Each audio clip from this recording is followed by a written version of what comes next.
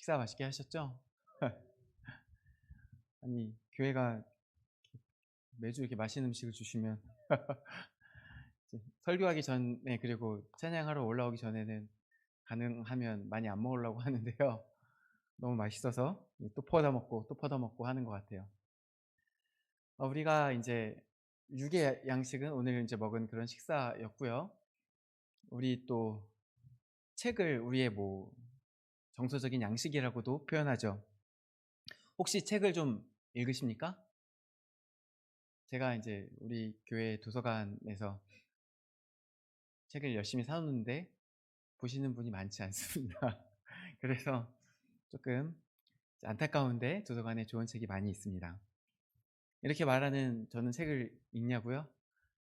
저도 많이 읽진 않습니다. 보통 인제 저도 다른 분들도 비슷할 것 같은데 핸드폰을 가지고 놀죠. 이제 핸드폰으로 저는 보통 뭘 많이 하냐, 이제 웹소설이라는 걸 봐요. 소설인데 요즘에 이제 드라마 나온 것 중에 재벌집 막내 아들 이런 드라마 보신 적 있으시죠? 그게 사실은 원래 웹소설로 나왔던 게 드라마화된 겁니다. 요즘에는 이제 서로 인제 소설로 나왔던 게 웹툰으로 나오기도 하고 드라마로도 나오고 하고 그러고 있는 것 같아요. 저는 주로 웹소설을 많이 읽는데, 그러다가 가끔, 정말 가끔 '책을 읽어야겠다.' 성경은 그래도 꾸준히 읽긴 읽습니다. 근데 성경 말고 '책을 읽어야겠다.' 생각이 들면은 이제 저희 도서관 있잖아요. 거기서 인제 뒤적뒤적하다가 하나를 갖고 내려옵니다. 그리고 인제 좀 읽다가 다 보기도 하고 다 못 보기도 합니다. 제가 우리 도서관에서 책을 가져올 때는 보통 어떤 때냐, 그래도 어 이제 앞에서 어떤 이야기들을 해야 되는데 속에 든 게 너무 없으면 이제 할 이야기가 별로 없잖아요. 물론 성경을 계속 읽어야 되겠지만 또 '공부도 좀 해야 되겠다.' 이런 마음이 들면은 책을 그래도 한 권이라도 읽어 보려고 합니다. 그럴 때 제가 제일 많이 건드리게 되는 책은 보통 이제 철학 주제의 책들을 건드리게 됩니다. 철학 주제라고 해서 엄청 거창한 건 아니고요. 그저 인제 우리의 삶이나 인생들 그리고 세계에 대해서 어떤 본질적인 질문을 던지는 책들을 보려고 합니다. 왜냐면 그런 책들 가운데 제가 앞으로 하는 고민들과 함께 나누고자 하는 인생의 여러 가지 이야기, 그리고 그 가운데 주시는 하나님의 음성에 어떤 도움이 되는 이야기들이 있을까 싶어서 그렇게 봅니다. 그러면 철학은 뭐냐? 철학은 인제 세계와 그리고 인간에 대해서, 자기 자신에 대해서 어떤 본원적인, 본질적인 '이게 뭐냐? 어디서 왔냐?' 이런 질문을 던지는 학문입니다. 사실 보통 우리는 철학을 따로 공부하지 않으시죠. 저는 나름대로 그래도 학교 다닐 때 이제 학부 때 철학 수업을 열심히 들어가 봤는데요. 너무 어렵더라고요. 대부분 이제 학점을 깔아 주고 나왔습니다. 근데 이 철학이라는 것들이 생각보다 다른 학과에서도 한 번씩 찾아오는 학문이에요. 그리고 이제 철학 자체가 사실 밥을 먹여 주기는 좀 어렵긴 하지만, 그래도 철학에서 파생되는 여러 가지 강의라든가 아니면 철학에서 파생되는 어떤 콘텐츠라든가 그런 것들은 나름대로 팔리는 것들도 사실입니다. 팔린다는 것은 그만큼 그것에 관심 있는 사람이 있다는 거죠. 철학 자체에 철학이 어려워서 접근하기 어려워하는 사람이 분명히 대부분이지만, 철학 자체에 어떤 관심을 가진 사람들이 또 상당히 많다는 것입니다. 사실 이 철학이라는 것은 동서양을 막론하고 고대에서부터 있었던 학문 이전의 행위입니다. 아까 제가 질문을 던지는 거라고 그랬잖아요. 사람에 대한, 세계에 대한 본원적인 질문을 던지는 거라고 그랬잖아요.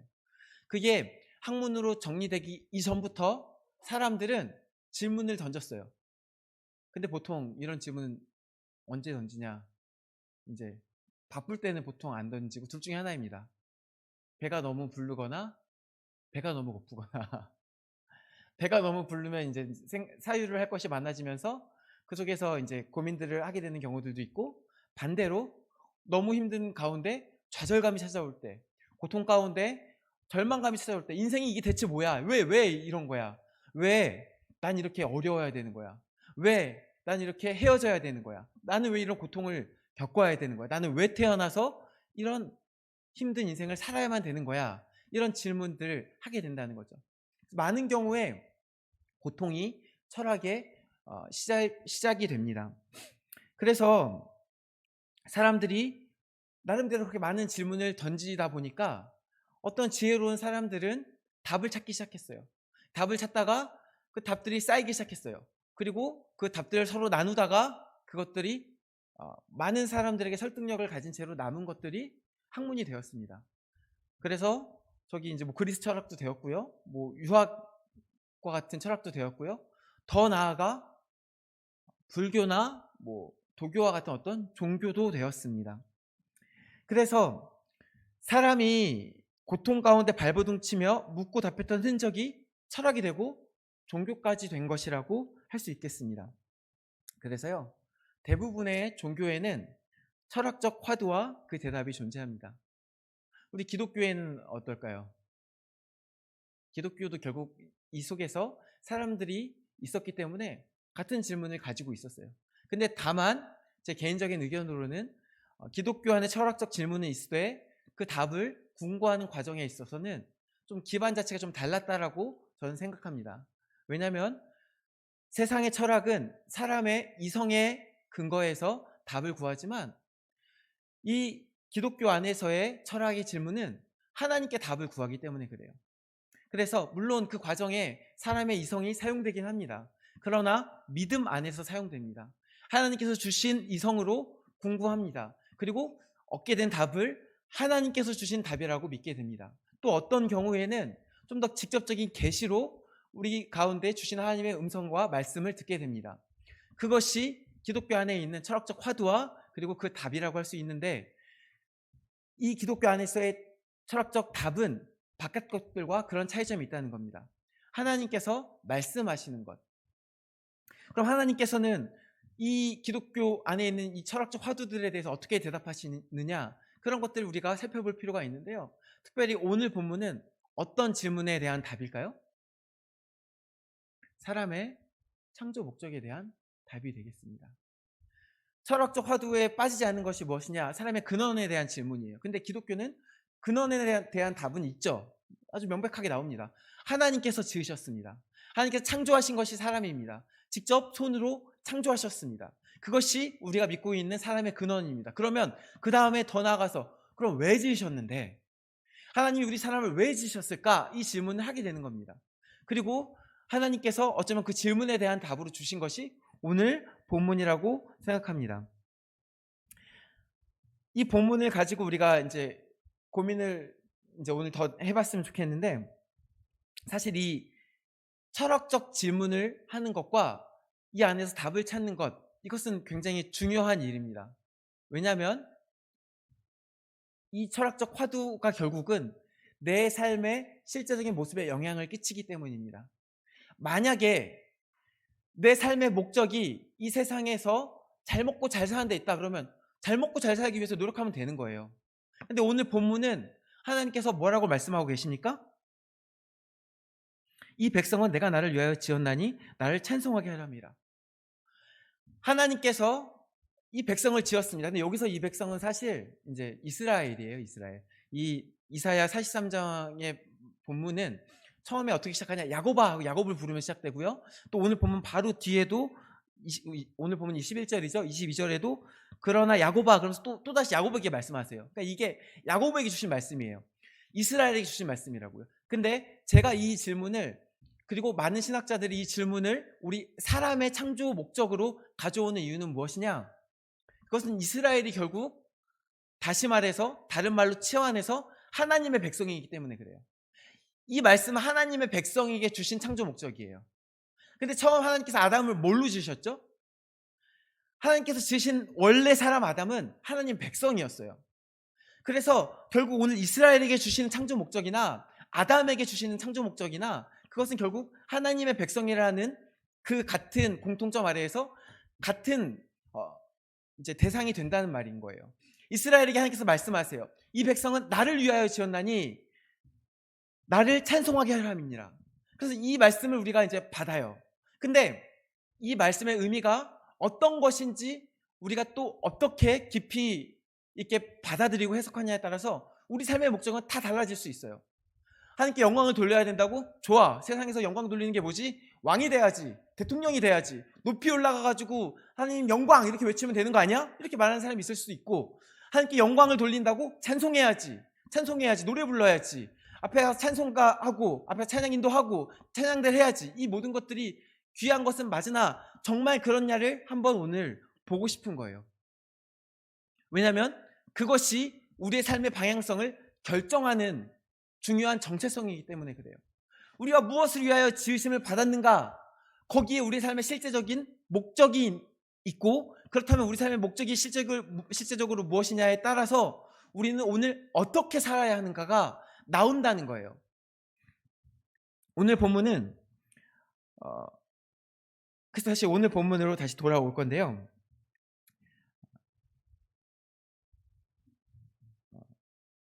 오늘 본문에서는 사람을 창조하신 이유를 이렇게 이야기하고 있어요. 나를 찬송하게 하려 함이니라. 근데 이 나를 찬송하게 하려 한다고 하니까요, 사실 좀 불편해하시는 분들이 계셨어요. 제가 이제 만나본 분들 중에 특히 이제 저는 청소년이나 청년 친구들을 만나면서 이런 질문도 들었어요. 기쁨조 아니냐? 하나님이 자기 찬양시키려고 기쁨조 만든 거냐? 이렇게 대놓고 묻는 청년도 있었어요. 근데 이런 질문은 일단 기본적으로 이제 저 북쪽에 있는 기쁨조는 찬양할 가치도 없는 거를 거짓으로 찬양하는 거지만, 이 본문 자체에 대한 이제 이해가 조금 더 필요한 부분이라고 생각해요. 오늘 본문이 좁게 이 찬송이라는 나를 찬송하게 하려 함이라고 돼 있는데, 이 본문을 히브리어를 가만히 보면은 단순히 찬송을 하는 것이 아니에요. 이제 직역을 조금 해볼게요. 원어를 직역하면 이렇게 직역할 수 있어요. 나의 찬송을 그들이 선포하게 할 것이다. 하나님의 찬송을 선포하게 하는 것이에요. 이게 사실 우리가 찬송이라고 하면 우리가 갖고 있는 어떤 인식이 음악적인 찬송, 앞에서 뭐 목소리로 하는 찬양, 아니면 기타 치고 뭐 피아노 치고 하는 찬양, 그 찬양으로 우리가 찬송을 한정짓기 쉬워요. 근데 여기서 선포하는 찬송은 뭐냐? 음악적인 찬양을 포함해서 하나님의 영광을 드러내는 거예요. 하나님의 영광을 선포하는 거예요. 그러면요, 오늘 본문을 단순히 찬송하는 어떤 도구처럼 노래만 부르게 시키는 어떤 그런 존재로 부른 것이 아니라 어떤 하나님의 영광을 드러내기 위한 존재로서 부르셨다는 거예요. 그럼 하나님의 영광은 어떻게 드러내는 것이며, 그 가운데 우리가 아까부터 느끼는 어떤 미묘한 불편함, 하나님의 영광을 위해서 우리가 지었다면 마치 어떤 도구가 된 것만 같은 그런 불편함은 어떻게 또 해결할 수 있을까요? 그 답은 다른 본문들을 계속 보면서 하나님의 영광이 어디에 있는지, 하나님의 영광이 언제 선포되는지를 보면 알 수가 있어요. 하나님의 영광이 언제 선포되냐? 영광이라는 게요,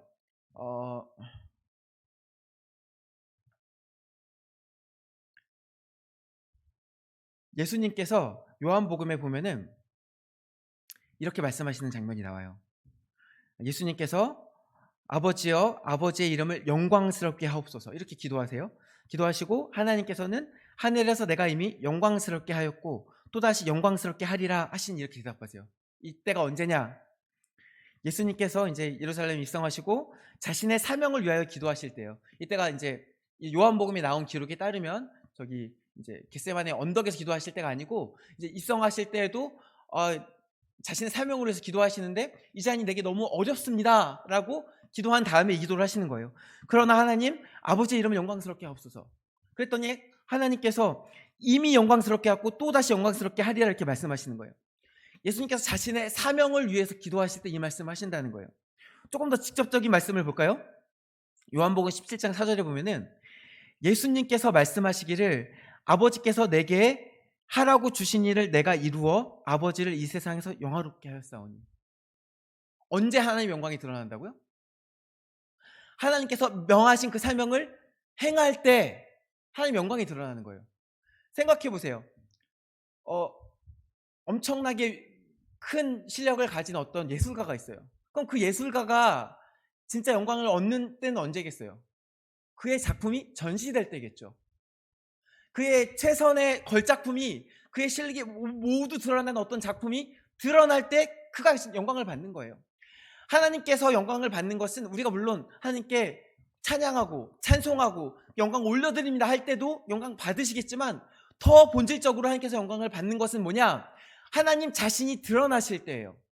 하나님 자신이 드러나실 때 그거 이상의 영광 받는 게 없는 거예요. 왜냐하면 하나님 자체가 우리가 무슨 짓을 해도 그 영광에 도달할 수가 없거든요. 우리가 뭐 천상의 노래를 한다고 해서 천사보다 낫겠습니까? 우리가 세상의 모든 은과 금을 다 갖다 바친다고 해도 원래 하나님 거 아닙니까? 하나님께서 창조하신 거 아닙니까? 하나님 자신이 드러나는 것보다 하나님을 돋보이게 하는 게 무엇이 있겠습니까? 그래서 하나님이 드러나는 것이 하나님의 영광을 보여주시는 건데, 하나님이 드러날 때 우리는 무엇을 봅니까? 하나님의 사랑을 봅니다. 다른 게 아니라 하나님의 사랑을 보아요. 예수님의 사명이 무엇이었습니까? 십자가에 매달려 죽으시는 건데, 그 사랑이, 그것이 사랑을 증거하는 것이라고 다른 본문에서 말씀하고 있지 않습니까? 예수님의 사명은 사랑이에요. 그래서 예수님께서 그 자신의 사명을 다하셨을 때 온전히 드러나는 것은 무엇입니까? 하나님의 사랑이에요. 예수님의 사랑이에요. 그리고 거기에 하나님의 영광이 드러난다는 거예요. 그러므로 이 하나님의 영광을 이 땅에 선포한다는 것은 어떤 의미가 되는 거예요? 사랑하라는 거예요. 하나님의 사랑을 드러내라는 거예요. 우리가 세상이 보여주지 못하는, 세상에 그 누구도 할 수 없는 그런 사랑을 행하면 저거 이상한데? 그래서 이 세상에 없는 건데? 처음에는 미친 거 아니야? 이럴 수도 있겠죠. 저 사람 왜 저래? 왜 저렇게까지 하지? 그러다가 그 모습들을 자꾸만 바라보면 그 사랑 안에 하나님의 영광을 보게 되는 거예요. 사실 성경에 이제 창조 목적에 대해서 이 사랑하고 직접적으로 연결해서 이제 말씀하시는 구절은 저는 이제 못 찾았거든요. 근데 하나님의 동기에 대해서, 하나님 구원에 대한 동기에 대한 말씀은 여러 번 말씀하세요. 하나님께서 자신의 백성들을 구원하시잖아요. 근데 그 구원하시는 말씀을 하실 때 여러 번 두 가지 동기로 말씀하세요. 하나는 뭐냐? 내 이름을 위하여. 베드로에게도, 베드로가 이제 베드로전서 2장 9절 말씀인데요. 이렇게 나와요. 그러나 너희는 택하신 족속이요 왕같은 제사장들이요 거룩한 나라요 그의 소유가 된 백성이니 이는 너희를 어두운 데서 불러내요. 이 구원하신 얘기죠. 그의 기이한 빛에 들어가게 하신 이에, 이게 하나님이시죠. 아름다운 덕을 선포하게 하셨습니다. 여기서 덕은 이제 하나님 다움이에요. 그 하나님의 탁월하신 하나님 다움이 드러나는 거예요. 하나님의 사랑하심이 드러나는 거예요. 구원을 통해 하나님의 사랑이 드러난다는 거예요. 이런 고백은 신약에만 있는 게 아니에요. 구약에도 있어요. 구약에 시편에 우리가 잘 아는 말씀이 이런 말씀이 있죠. 시편 23편 3절 말씀입니다. 내 영혼을 소생시키시고 자기 이름을 위하여 의의 길로 인도하시는도다. 하나님의 구원의 동기가, 하나님께서 사람들을 구원하시는 동기가 자기의 영광에 있다는 거예요. 근데 또 성경에는 또 여러 구절에서 뭐라고 이야기하고 있냐? 다른 한편으로는 하나님께서 사람을 구원하시는 동기가 사랑이 있다라고 분명하게 말씀하고 계세요. 이것도 우리가 아주 잘 아는 말씀인데, 요한복음 3장 16절 말씀이에요. 하나님이 세상을 이처럼 사랑하사 독생자를 주셨으니 이는 그를 믿는 자마다 멸망하지 않고 영생을 얻게 하려 하심이라. 아니, 똑같은 사건, 사람들을 구원하신 사건을 놓고 한쪽에서는 하나님의 영광을 위해서, 하나님의 이름을 위해서라고 말씀하시고, 한편에서는 하나님의 사랑 때문에 라고 말씀하신다는 거예요. 또 요한일서 4장 10절 말씀도 있어요. 사랑은 여기 있으니 우리가 하나님을 사랑한 것이 아니요 하나님이 우리를 사랑하사 우리 죄를 속하기 위하여 화목제물로 그 아들을 보내셨습니다. 분명하게 하나님의 동기가 사랑이라고 말씀하고 있다는 거예요. 이것도 신약뿐 아니라 구약에도 있어요. 신명기 10장 15절 말씀입니다. 여호와께서 오직 내 조상들을 기뻐하시고 그들을 사랑하사 그들의 후손이 너희를 만민 중에서 택하셨으니 오늘과 같으니라. 그러니까요, 이 잠깐 창조 이야기는 잠깐 내려놓고 이 구원에 대한 동기를 가지고 우리가 얘기를 해보면 이 두 가지 동기가 같이 나온단 말이에요. 그래서 이게 그냥 보면 이상할 수도 있어요. 그럼 반은 겸사겸사 반은 하나님의 영광을 위해서고 하나님의 사랑하셔서인가? 그게 아니라는 거예요. 아까 말씀드린 것처럼 결국 이 두 가지가 하나라는 거예요. 하나님 자신을 드러내시는 것이 바로 하나님의 영광인데, 하나님이 드러날 때 그 동기는 무엇이냐? 사랑이라는 거예요. 애초에 하나님께서 아담을 지으셨을 때 성경은 마치 아담이 하나님의 아들인 것처럼 표현하고 있어요. 직접적으로 나오는 것은 아닙니다만 아들인 것처럼 표현하고 있어요. 애초에 그 자녀를 세우실 때, 자녀를 지으실 때 사랑 말고 어떤 동기가 있겠어요? 그 속에 오늘 본문이 우리에게 말씀하고 있죠. 하나님의 영광이 그 땅에서 하나님의 찬송을 선포하게 하려 함이라고. 그것은 다른 것이 아니라 하나님의 사랑을 선포하는 것이라는 거예요. 그것이 오늘 우리에게 주신, 오늘 우리를 만드신, 그리고 우리를 다시 구원하신 하나님의 목적이라는 거예요. 그렇기 때문에 예수님께서 마지막에 명령하시는 게 뭡니까? 새 계명을 너에게 주노니 서로 사랑하라. 내가 너희를 사랑한 것 같이 너희도 서로 사랑하라. 이 말씀으로 이 창조 이야기부터 예수님의 명령, 새 계명까지 쫙 연결되는 거예요. 이게 별개로 있는 이야기가 아니라는 거예요.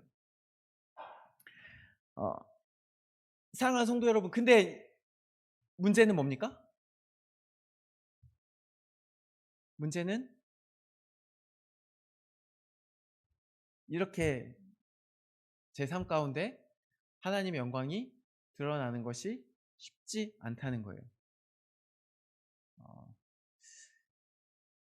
사랑한다는 것은 그냥 우리의 힘으로 사랑하는 것을 지금 이야기하는 것이 결코 아니에요. 사랑할 수 없는 사람을 사랑하는 것이 하나님의 사랑이에요. 이제 성경에도 나오잖아요. 너희 친한 사람들, 너희 가까운 사람들한테 뭐 인사하고 잘해주는 것 안 믿는 사람들도 한다. 그래서 예수님 뭐라고 말씀하세요? 원수를 사랑하라 말씀하시죠. 용서도 뭐 한두 번이 아니라 뭐 70번씩 7번이라도 하라고 말씀하시죠. 안 되는 걸 하라는 거예요. 사람의 힘으로는 안 되는 걸 하라는 게 명령이에요. 제가 한 번씩 이제 평소에는 괜찮다가 한 번씩 어떤 욕구가 올라오는 것들이 있어요. 이제 친구들 중에 대기업 다니는 친구가 있으면 나도 선택할 수 있는 길이었어. 이런 생각이 들면서 올라올 때가 있어요. 더 좋은 집에 사는 걸 보면은 나는 그렇지 않네? 그러면서 약간 불편할 때가 있어요. 뭐 이런 외적인 것만 그런 것 아니라 우리가 사역을 하면서도 어떤 눈에 보이는 가시적인 성과가 없는 것 같을 때 내가 여기서 하나님께 쓰임을 받고 있는가? 이런 질문들이 나올 때가 있어요. 근데 이런 공통점이 뭔지 아세요? 나를 드러내는 거예요. 나를 드러내고 싶은 거예요. 처음에 하나님께서 사람을 하나님의 백성으로 지으셨을 때는 나를 드러내라고 지으신 건 아닌 것 같아요. 근데 하나님하고 틀어지게 된 계기가 뭐냐? 나 스스로 신이 되고 싶다. 내가 하나님의 자리에 앉고 싶다. 나도 저렇게 스스로 높아지고 싶다. 그 마음이 찾아왔어요. 내가 그 안에 가득해질 때. 오늘 본문은 우리에게 말씀하고 있는 거예요. 이런 모습이 우리의 본성인데 자꾸 나는 높아지고 싶고 인정받고 싶고 사람들에게 훌륭하다 얘기 듣고 싶은데, 왜냐면 사실은 이제 밑에 뭐가 없으니까 자꾸 인정받고 싶은 거겠죠? 그런데 그게 아니다. 네가 창조받은 목적은 너 잘나게 살기 위한 것이 아니다. 너 이 세상 가운데 사랑을 해도 내가 막 잘 사랑해서 사랑하는 모습이 잘 드러나서 내가 드러났으면 좋겠는데 그것도 아니다. 너는 죽고 네 안에는 그리스도께서 살아서 네가 할 수 없는 사랑을 드러내고 네가 세상에 드러나는 것이 아니라 하나님이 드러나는 것, 그것에 하나님의 창조 목적이 있다는 거예요. 근데 그게 본성적으로 안 된다는 거예요. 그럼 어떻게 합니까? 날마다 다시 한번 기도하고 다시 한번 말씀 가운데 그렇지, 우리에게 주신 창조 목적이 이것이지. 내 길이, 하나님께서 내게 주신 길이 내가 높아지는 길이 아니고 어쩌면 세상에서 내가 인정받지 못할지라도 하나님의 이름이 드러나는 것, 내 삶을 통해 하나님의 사랑이 한 조각이라도 드러나는 것. 얼마나 드러나겠어 저를 통해서. 근데 한 조각이라도, 한 점이라도 하나님의 사랑이 흘려져 가는 것, 거기에 내 목적이 있구나. 그걸 다시 한번 돌이키는 거예요. 오늘 말씀을 다시 보면서 그래, 내 삶이 찬양을 선포하게 하시려고 부르심을 받은 삶이구나. 내가 하나님의 영광을 위해서 사랑하기 위해서 지으심을 받았구나. 다시 한번 그 말씀을 붙들고 또 하루하루 살아가는 거예요. 사랑하는 우리 성도 여러분, 우리 매일매일의 삶이 다시 한번 우리 안에 계시는 예수 그리스도께서 역사하시는 삶 되시기를 간절히 축원합니다. 우리 각자가 높아지고 싶어요. 저도 그래요. 근데 그러지 말고 우리 안에 예수 그리스도께서 드러나는 삶을 소망합시다. 바라기는 그 소망 가운데 하나님께서 일하실 것입니다. 함께 기도하시겠습니다.